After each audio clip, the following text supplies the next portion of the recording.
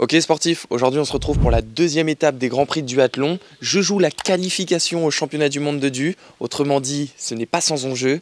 Et je vous emmène avec moi sur ma course afin de vous la raconter plus en détail. Vous me suivez? Bienvenue dans notre univers, vous êtes au bon endroit pour apprendre, progresser, mais surtout vous dépasser.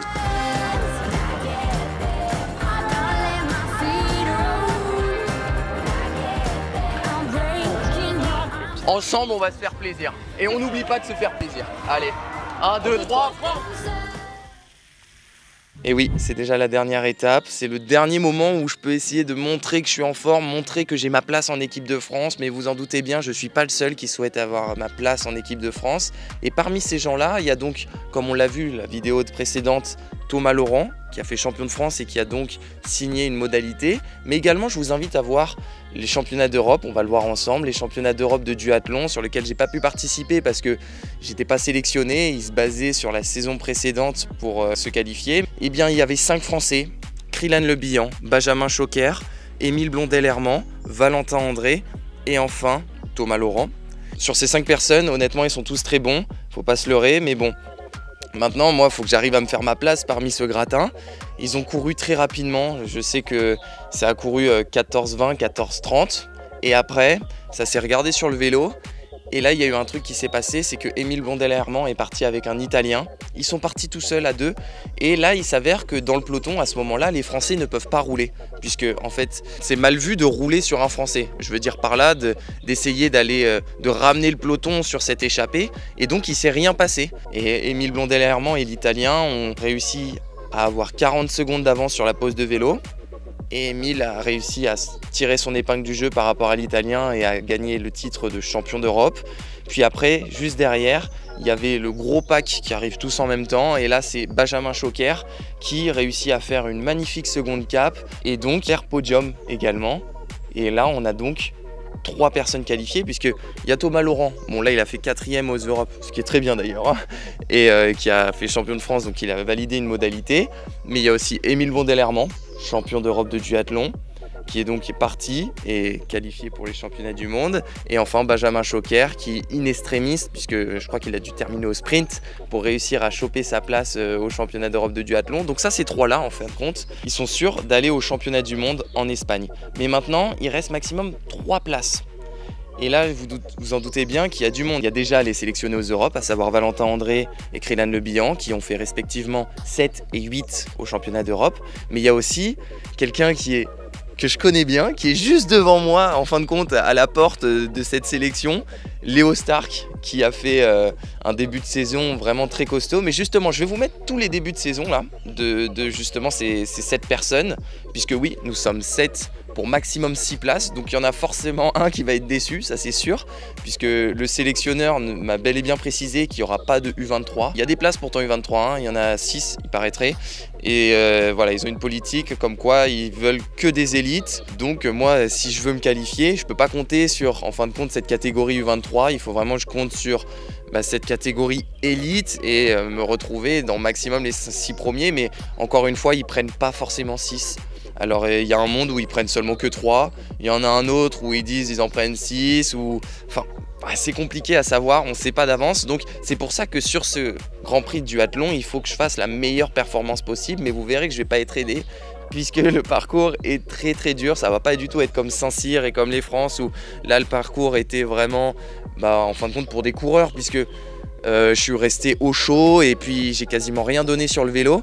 Mais là, quand il y a des côtes, t'as pas le choix en fait de donner sur le vélo, sinon tu t'exploses complet. Donc voilà, ça va être vraiment très très compliqué. 3 places pour 4 personnes. Après évidemment il y en a juste derrière moi aussi, hein. J'ai peut-être oublié, mais bon, pour vous simplifier la tâche, je vous mets que ceux qui sont devant moi, on verra bien. Mais donc voilà, faut que... Là, Léo Stark qui m'a battu sur les 2 premières. Krylan Le Bihan a un peu moins bien réussi sur le début. Valentin André m'a battu sur la seule qu'il a participé, les championnats de France de duathlon. Donc on verra bien, ça va être vraiment la guerre, ça va être assez déterminant cette course. Malheureusement pour moi, il y a du dénive, mais bon, je me suis un peu entraîné à Font-Romeu, j'ai fait pas mal d'enchaînements, j'en ai fait peut-être 4-5. Home trainer, et après j'enchaîne vite sur course, sur tapis. Voilà, j'essaye de mettre toutes les chances de mon côté parce que je rêve vraiment de porter cette trifonction tricolore. On verra bien ce que ça donne, mais en tout cas, j'ai hâte de voir une course qui s'annonce très très compliquée. Mais écoute, j'ai les crocs et puis on verra. Nous verrons cela de suite puisque nous y sommes sur le site de la course, l'occasion pour moi de vous présenter quelques-uns de mes concurrents.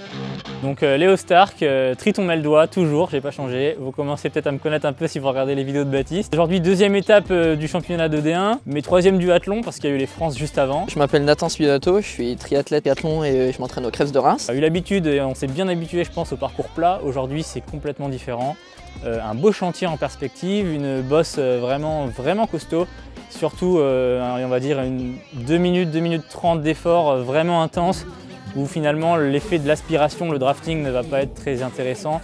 On est tous à bloc et chacun doit faire sa part de l'effort. Donc une belle manche en perspective, ça monte à pied, ça monte en vélo aussi, du coup ça va être une course de costaud, je pense.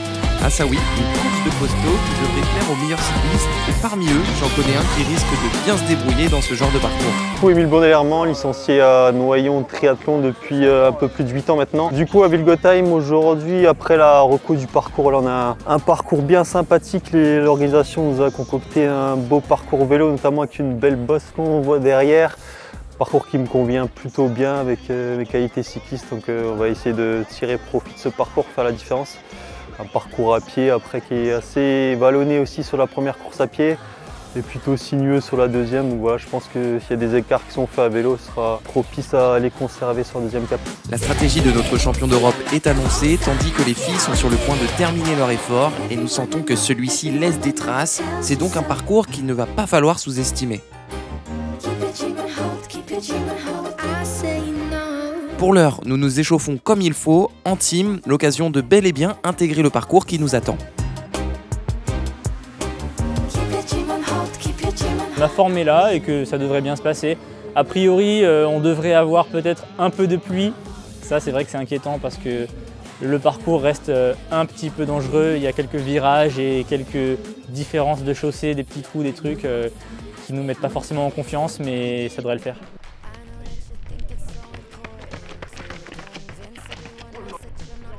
Ok, nous sommes là à 5 minutes du départ, ça va être vraiment une course qui va être très dure de bout en bout. En fin de compte, sur les deux premières, j'étais vraiment à l'aise sur le vélo, mais là ça va pas être du tout la même salade. Donc voilà, la côte elle est super longue, j'ai mis 2 minutes 30 à la montée hier et à un bon rythme. Hein. Donc voilà, j'aurai 3 fois à la faire. Donc la première cap, je serai bien, ça c'est sûr. C'est un parcours qui me convient, enfin en fin de compte sur la première cap normalement je serai bien, mais ça va être sur le vélo où il y aura vraiment la grosse question. Chez les filles ça a beaucoup sauté.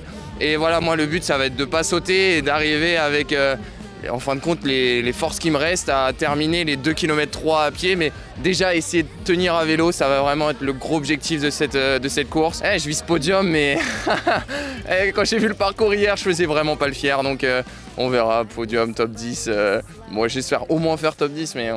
Franchement, vu le parcours, tout peut se passer. Ouais, là on est sur la ligne de départ. On sait que ça commence tout de suite par une côte. On se dit que ça va partir assez vite. Pour ma part, je m'étais dit, je vais essayer de temporiser un peu sur la première côte. Je savais que ça allait un peu s'exciter, tout ça, que ça allait un peu partir. Alors je me dis, oui, on va essayer de rester dans les 10 premiers, voilà.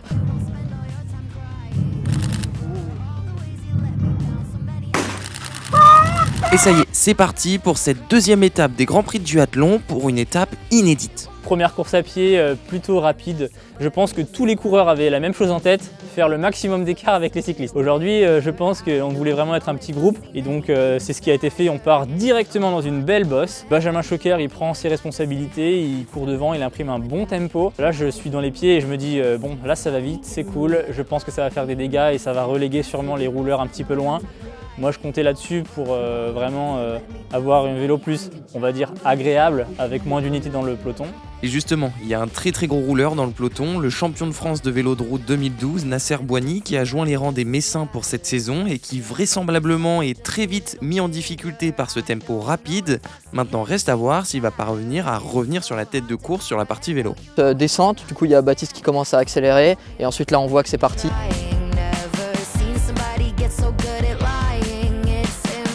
Donc voilà, il part fort. En haut de la bosse, qui est-ce qu'on voit nous passer sur la gauche? Un Baptiste Carcio à fond la caisse, qui prend les commandes à ce moment-là. Donc vraiment, on entretient une dynamique de course intéressante. Il n'y a jamais vraiment de temps mort et ça relance. Puis finalement, parcours vraiment casse-pattes. Je ne sais pas exactement à combien on court, moi je ne mets pas la montre, mais j'ai le sentiment qu'on va vite et je trouve ça bien. Je suis concentré à rester avec la tête de course, premier kilo. assez rapide avec la première difficulté. Voilà, je suis toujours resté au contact, pareil dans les parties un peu plus descendantes. Sur cette première course à pied, je me fais plaisir, je n'hésite pas à prendre la tête, je me relâche bien dans les descentes et je suis vraiment à l'aise. Je pense que le stage de Fourromeux n'y est pas pour rien. On voit que c'est Benjamin Choquer qui prend la majorité de la course à pied à son compte, un petit peu comme d'habitude, hein, sachant qu'il est le meilleur coureur. J'ai le sentiment qu'on court vite. Fin du premier tour, on était toujours un bon groupe assez compact. Vraiment parcours hyper vallonné, donc première côte, descente, recôte. En vrai j'aime bien parce qu'on avait fait les crosses du coup cet hiver, donc je pense que ça préparait bien au final sur ce type de parcours parce qu'il y a des variations d'allure, ça grimpe bien, ça descend fort. C'est plutôt cool, je me sentais plutôt bien. Après forcément quand le tempo il est élevé, voilà, un premier kilomètre assez rapide de 59 avec la côte, franchement ça pique directement. Mais je pense que la préparation hivernale avec les crosses était vraiment bien pour ce type de parcours. Ça s'est écrémé un peu sur la partie sinueuse dans le village, voilà, donc on restait quand même assez groupés au niveau de la prise du vélo. Après avoir couru sur la route sur laquelle nous étions 3, parfois même 4 de front, et bien là nous entrons dans un tout autre registre, dans des ruelles dans lesquelles nous sommes à la file indienne. Fort heureusement pour moi, je me suis idéalement placé en 3e position, car autrement j'aurais été dans le trafic, j'aurais certainement dû faire le yo-yo pour revenir sur la tête. Autrement dit, ce sont des cartouches d'économiser. Après cela, nous avons eu le droit encore une fois à une belle côte et bien évidemment à sa belle descente juste derrière où encore une fois je me relâche et laisse dérouler les jambes. Et puis à l'approche de la transition, je me replace devant voilà, pour être sûr de ne pas être trop gêné ou en tout cas le moins possible. Voilà, une course à pied on va dire confortable même si finalement ça va quand même vite. Je pense que l'écart est fait sur l'arrière donc ça c'est chouette. Il est vrai que ça c'est chouette mais maintenant il y a un truc qui est moins chouette pour moi, c'est que nous passons sur la partie vélo, là où vraiment je risque d'avoir de gros pépins. Il fallait que je reste le plus lucide possible. Il est vrai que j'étais très à l'aise sur la course à pied mais à vélo ça va être vraiment une autre salade.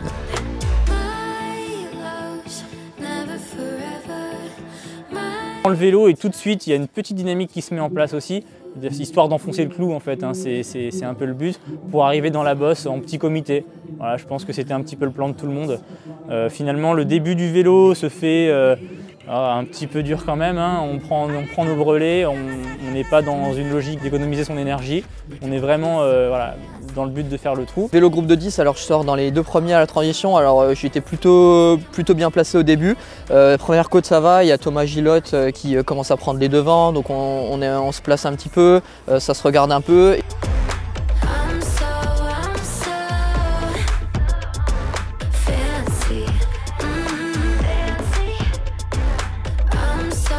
Et puis arrive cette première bosse, déjà quand on est au pied et qu'on regarde un petit peu à gauche, on voit que le sommet est bien plus haut, ça fait peur. On voit qu'il y a même des fumigènes en haut, des ultras et tout, c'est marrant, on se croirait au Tour de France. Ça commence à monter très vite, je vois que ça va être un chantier, hein, cette bosse 3 fois, c'est vraiment compliqué. Honnêtement dans la première bosse, le seul truc que je regarde c'est ma roue avant. Je suis vraiment à fond la caisse, j'essaie juste de pas lâcher, je me rends même pas compte de ce qui se passe autour, machin. Au final ça tient, mais en fait en haut, dans la dernière, les 30 dernières secondes d'effort, toujours des petites cassures. Moi je sais que je suis dans les derniers à chaque fois et on arrive à recoller une fois dans la descente. Donc finalement ça a laissé beaucoup de traces dans les jambes. Au début franchement pied de côte ça roule bien mais c'est pas non plus trop dur. Et vers le milieu de la côte, 3/4 de la côte, franchement ça commence à accélérer. Là je me dis que ça va être compliqué, voilà, on est tous à fond mais je vois que les jambes elles ont un peu du mal à répondre. Je vois qu'il y a Baptiste qui est juste devant moi et on a du mal à accrocher le groupe, tout ça. On détache un petit peu du groupe de 10, voilà, on se retrouve derrière. On sait pas trop si ça va revenir ou pas, on essaye de revenir à 2 dans le faux plat descendant, on essaye de prendre des relais, tout ça, on sait pas trop comment ça va se passer. Qu'est-ce qu'elle est cruelle cette côte, elle fait énormément de dégâts et à titre d'exemple, nous étions, tenez-vous bien, 22 athlètes au pied de celle-ci et au sommet, ils sont plus que 10, oui, 12 athlètes qui se sont fait éjecter et parmi eux, nous pouvons compter Benjamin Choquer, Aymeric Dury et même 2 autres zigotos, Nathan et moi, qui essaient coûte que coûte de recoller. Tandis qu'il y en a un qui n'a pas du tout le même problème, il n'a pas vraiment dû forcer son talent, il s'agit d'Émile. Pour ma part, voilà, j'étais plutôt bien, je suis suivi quand ça a accéléré. Je trouve ça vraiment fou les différences de profil qu'il peut y avoir en duathlon, puisque comme vous le voyez, nous sommes à fond pour revenir et en fait, je pense que là c'est un gros problème de se donner autant, tandis que Émile, oh, il est bien, il a l'air d'être bien en tout cas. Avec Avec Nathan, nous perdons pas mal de cartouches comme ça, puisque nous roulons à 2 contre 10 devant, mais nous souhaitons tellement revenir que nous donnons tout. Après la descente finie, on n'est même pas encore revenu, donc on entame le faux plat montant pour remonter sur eux. On n'est toujours pas dans le groupe, donc on ne sait pas trop comment ça va se passer. On essaye de rouler à 2 et on revient sur le premier groupe vraiment dans le faux plat montant comme après la transition en fait, c'est ça. On entame vraiment le deuxième tour vraiment quasi complètement cramé quoi. Moi je suis un peu la gueule de travers on va dire. Je me demande comment on va réussir à tenir encore 2 tours comme ça et puis poser le vélo et ensuite pouvoir courir encore derrière quoi. Baptiste il dira plus tard que finalement il a sauté dans la première bosse pour revenir ensuite. Moi quand je me retourne en bas de la descente, je vois qu'il est là donc je me dis putain il a pas sauté. Mais voilà, pas très conscient de ce qui se passe autour hein. Quand on est à fond la caisse comme ça et qu'on regarde la roue avant, mon compteur il m'affiche que du rouge au niveau des watts, c'est compliqué, c'est sauf qu'il peut. Mais bon, premier tour vraiment difficile, je me dis ouh là, les 2 prochains ça va être pareil et ça va être horrible. Donc faut s'accrocher. Ah ça ouais, il faut s'accrocher, se cramponner même, et j'utilise un stratagème, je me replace en amont de la côte afin d'espérer basculer avec le reste du groupe et donc en fin de compte ne pas devoir faire un effort supplémentaire pour revenir. Et ça y est, nous y sommes à nouveau élancés sur cette galère et nous apercevons que le deuxième groupe n'est pas très loin derrière. En fait, il grappille pas mal de temps sur le reste du parcours puisque globalement nous montons la côte à la même vitesse. Mais il faut tout de même faire attention puisqu'il ramène dans son sillage de gros coureurs qui ont sauté dans la première côte, à l'instar de Benjamin Choquer ou encore Vincent Viry.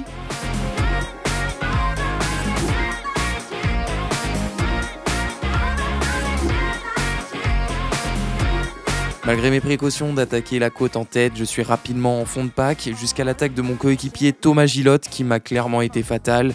À ça, je n'ai vraiment pas pu lutter, j'étais totalement cuit, je n'avais plus rien dans le moteur, j'avais tellement donné dans la première bosse et puis dans la redescente que nous avons fait avec Nathan qu'en fin de compte je ne pouvais plus rien faire. Dans le deuxième tour, une bosse qui a été montée un peu plus rapidement, le groupe qui s'est un peu éclairci. On atteint la deuxième grosse bosse, vraiment plutôt compliqué aussi, je suis pas loin de craquer vraiment, on est vraiment, je me dis faut pas que je refasse comme le premier tour parce que vraiment c'était vraiment difficile de revenir. Donc j'essaye de maintenir, je prends quelques mètres, mais j'arrive en haut de la bosse à essayer de faire le jump. J'essaye vraiment d'accrocher devant, je suis avec Léo, en final on arrive à revenir sur le groupe de tête voilà, assez rapidement, ça se passe plutôt bien. Et là du coup je me retourne et je vois que Baptiste n'est pas là, donc à mon avis c'était plutôt compliqué quoi. Voilà, la pluie on va dire commence à revenir, au final comme le matin. Donc là ça devient un peu plus dangereux, il faut faire attention dans la descente qui était un peu casse-gueule, ça devient un peu compliqué, il faut un peu plus gérer. J'avais fait un effort beaucoup trop important, j'avais dépassé ma limite de watts et donc je le paye dès maintenant. Et assez franchement, hein, c'est simple, je me prends un coup de bambou colossal, représentatif d'un gros problème de gestion d'effort. En fait, je pense que j'étais tellement omnibulé à l'idée de rester dans ce groupe que je me suis cramé complet. Et maintenant, je n'avais plus qu'une seule chose à faire, c'était d'essayer de parvenir à me refaire la cerise. Puisque la course est encore longue, il reste non seulement, encore une fois, la côte à vélo, mais aussi la deuxième course à pied. Autrement dit, là je suis dans un sacré pétrin. Donc là ouais, dernier tour, on revient dans l'heure de transition pour entamer le troisième et dernier tour. Là on voit que ça commence un peu à se calmer, tout le monde se regarde un petit peu, je pense qu'on savait que la dernière bosse ils allaient quasi tous la faire à fond pour essayer de détacher le groupe, tout ça. Ça temporise un peu jusqu'à la bosse. Le premier groupe temporise, ce qui fait les affaires du second que je viens tout juste de rejoindre car comme vous l'avez vu, j'ai préféré attendre en haut de la côte au lieu de, en fin de compte, prendre le vent tout seul. Donc cette fois-ci, je les ai attendus, je me suis mis au chaud et nous sommes sur le point de revenir sur la tête de course, aussi fou que cela puisse paraître. Donc après 2 tours bien fatigants, on arrive au pied de la dernière bosse, ça y est, c'est le dernier effort, 2 minutes 30 à fond. Voilà, il faut tout donner parce qu'après c'est de la descente et du plat, donc si tu t'accroches en haut de la bosse, tu sais que tu vas poser avec le groupe. Si par contre tu es isolé, là c'est plus la même. Donc honnêtement, pied de la dernière bosse, et là je regarde à droite, un mec que j'avais pas vu depuis le début de la course, je dis ah mince c'est revenu, je me retourne, en effet un petit groupe de 10-20 personnes, j'avoue que là je fais pas le compte, hein. Pareil je regarde ma roue avant, je suis à fond. Donc finalement moi j'ai toujours mon petit groupe qui est devant moi et moi qui lâche petit à petit ce petit groupe. Et ainsi à nouveau je me retrouve avec la tête de course et ça j'étais vraiment content de pouvoir être au même endroit que les autres pour cette dernière grande ascension. Où là tout va jouer puisque juste après il y a une toute petite descente et puis il y a la pause du vélo et la Cap 2. Autrement dit, c'est maintenant que ça se joue, c'est vraiment maintenant où il faut être avec la tête de course.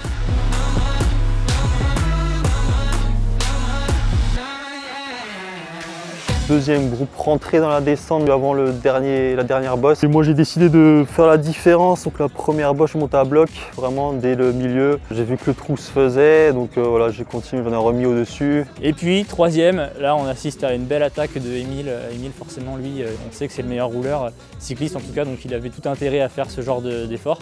Et puis il s'extirpe en haut de la bosse, en peu de temps finalement, il nous prend quand même pas mal de distance. Là je me dis que ça va être chaud, il va nous refaire comme au championnat d'Europe, un petit numéro en solitaire après sur la deuxième course à pied. Le dernière côte vraiment compliqué, on s'arrache un peu tous. J'arrive à maintenir dans le groupe de tête, même si on est vraiment dans la, on va dire, faut plat descendant, tous alignés quoi. J'essaye de remonter pour essayer de me placer un peu déjà, parce qu'il suffit pas de se placer juste avant la transition, faut quand même, c'est quelque chose qu'on se prépare un peu. Donc faut vraiment se placer déjà à partir de la descente quoi. Se replacer avant la transition, une étape super importante, ça c'est vrai, mais cette fois-ci j'ai été exempté. En effet, pas besoin pour moi puisque je suis seul. Totalement carbo, c'est simple, mes temps d'ascension sont représentatifs de ma forme, soit en chute libre complet, et quand nous comparons à celle d'Émile, ça fait mal, que dis-je, très mal. Le pire dans tout ça, c'est que je me retrouve à faire la descente tout seul, et au vu de la qualité de mes virages, ouais on le sent, hein, je suis vraiment plus du tout lucide, je suis totalement cuit de chez cuit, mon corps n'a plus envie. Je roule à bloc jusqu'au parc à vélo pour conserver cet écart, donc voilà, plutôt content là-dessus d'avoir tiré profit de la difficulté. Mais bon, finalement, ça se regroupe derrière lui, mais il reste en tête avec une bonne poignée de secondes. On pose dans cette situation-là un peloton derrière Émile, et finalement, c'est parti pour la deuxième course à pied. Belle transition, honnêtement, là, attention, hein, le choix a été fait de prendre les pédales automatiques, contrairement à certains. Là, honnêtement, on était tous en pédale auto à part Baptiste, je crois. J'ai vu personne dans le parc à vélo en pédale plate. Donc, transition dont j'ai plus trop l'habitude, mais je l'avais bossé, donc ça se passe bien. Je ressors en milieu de paquet à peu près et je fais le jump pour recoller sur Thomas Laurent et Nathan Simeonato, qui étaient à ce moment-là 2 et 3e. Et oui, alors qu'une grande partie de la course est sur Cap 2, moi je suis toujours sur mon vélo à la 31e position, mais surtout avec un retard de 50 secondes sur la tête de course. Ouais, c'est énorme, on dirait que presque un sketch pour moi qui visais le podium, mais enfin, je ne baisse pas les bras pour autant, je donne tout et pars à la chasse dès les premiers mètres de course à pied.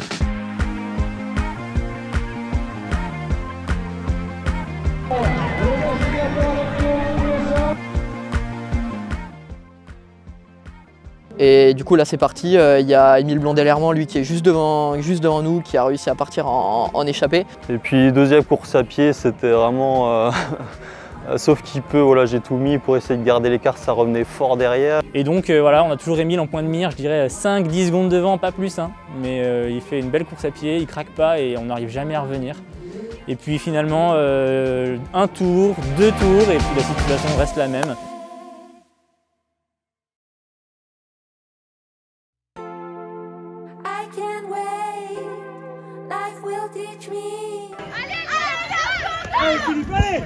Allez les gars, À la moitié de la Cap 2, je suis pointé à la 27e position et je continue à grappiller, notamment dans cette ligne droite. Et je sens que je peux aller encore plus vite que ça, alors je n'hésite pas à en remettre encore et encore dans ces allées sinueuses où il faut veiller à relancer à chaque sortie de virage.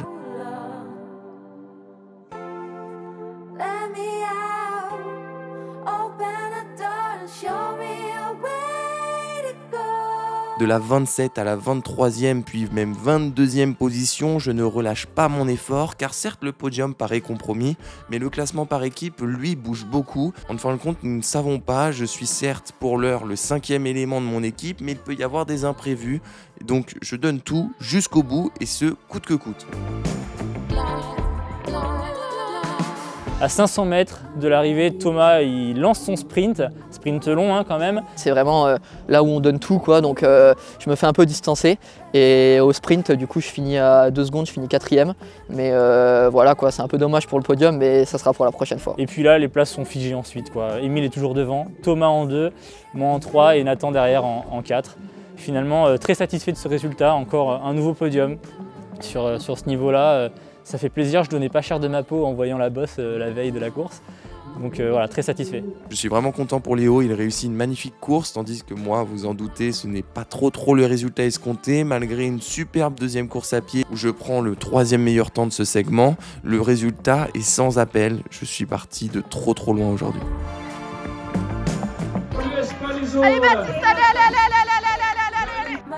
Thomas termine 9e, Valentin 13e, Emeric 18e et moi j'arrive à accrocher de justesse le top 20 sur ce parcours qui a su mettre les organismes à rude épreuve. Bon bah voilà, j'en termine avec cette course et ouais, ça a été très très dur. Ce deuxième Grand Prix ici à We'll Go Time. Donc première course à pied, je suis super bien. Dans les descentes, je déroule. J'ai vraiment, en fin de compte, j'ai aucun mal à courir. Je pense que le stage est passé par là. Mine de rien, ça m'a vraiment beaucoup aidé. Et puis après sur le vélo, aïe aïe aïe, dès la première boucle on n'était pas bien. En fait je pensais pas que dès la première bosse j'allais être cuit comme ça. Je saute totalement avec Nathan et je lui dis on peut revenir, donc allez on fait l'effort. Vraiment on ne lésigne pas sur l'effort, on revient et puis on arrive à recoller in extremis juste avant la deuxième côte. Et là rebelote la deuxième côte, je craque, mais cette fois-ci tout seul. Nathan a réussi en fin de compte à rester dedans. Je pense qu'en fait je me suis tellement mis dans le rouge. Je me suis mis dans le rouge comme si c'était un effort 1500 mètres, 2500 mètres. Donc en fin de compte j'avais plus rien sur sous la pédale. Je me fais rattraper par le deuxième groupe dans le deuxième tour à vélo. Et le troisième, on recolle presque avec la tête. Alors ça c'est vraiment fou. Mais moi je suis cuit complet. Je suis dernier là-haut, je pense dans les 30e positions. Et j'arrive même pas à accrocher une place à ce moment-là. Donc dans la redescente je suis tout seul. Je roule tout seul dans le vent, dans le vide. Je prends des virages super larges, je suis carrément mort. Et dernière cap, j'ai du mal à me mettre au début, les 300-400 premiers mètres. Et puis après ça, on sent que j'ai travaillé puisque au fur et à mesure, je retrouve ma foulée et je rattrape pas mal de monde. Mais voilà, encore une fois, je sais pas du tout ce que ça donne mon temps sur cap 2 puisque en fin de compte, je rattrape du monde, mais je rattrape du monde sur le top 20. Et entre le top 20 et ceux qui jouent la tête, en course à pied, il y a vraiment un monde habituellement, donc voilà, je dois faire top 20 et puis c'est vraiment pas du tout ce que je suis venu chercher, mais aujourd'hui le parcours est beaucoup trop exigeant pour moi à vélo. Pour la Sélec au monde, elle sort le 14 mai, donc je pense que ça passera pas de toute manière. Déjà, même si je faisais top 5, ça serait peut-être pas passé puisque ils s'en foutent un peu des D1, mais là avec un top 20, c'est cuit. Bon voilà, j'espère que cette vidéo vous a plu et sur ce, je vous dis à bientôt. Salut. Voilà, très content d'avoir couru ici, un beau parcours pour l'organisation. Merci à eux d'avoir réussi à faire une belle épreuve.